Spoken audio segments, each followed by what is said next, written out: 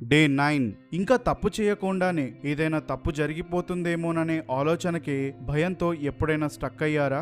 మీరొక్కరే కాదు, ఒకప్పుడు సాక్షాత్తు చతుర్ముఖ బ్రహ్మ సైతం ఒక పెద్ద తప్పు చేశాడు. కానీ తనను తాను తిట్టుకోలేదు. కుతూహలంతో కాస్త గర్వంతో బ్రహ్మకి అసలు బృందావనంలో ఉన్న కృష్ణుడు నిజంగా భగవంతుడేనా అనే అనుమానం వచ్చింది.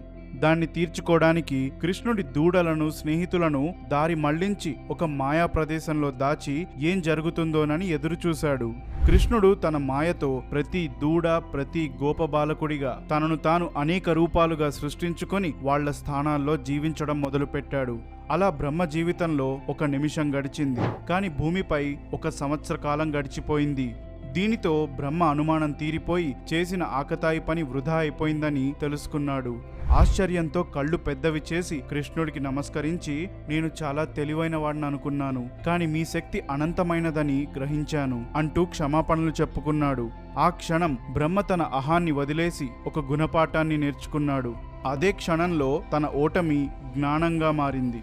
మనం చేసిన పనులకు సిగ్గుపడుతూ ఉంటాం.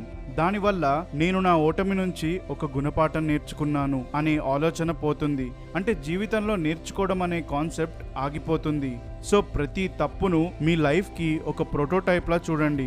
ఏ విషయంలో దెబ్బ తగిలిందో దాన్ని గమనించండి, ఆ తర్వాత సరిదిద్దుకోండి, మెల్లగా ముందుకు సాగిపోండి. కానీ మిమ్మల్ని మీరు తిట్టుకోవద్దు. ఇక మీరు ఓటమి నుంచి నేర్చుకున్న ఏదైనా ఒక పాఠం ఉంటే అది కామెంట్స్లో చెప్పండి.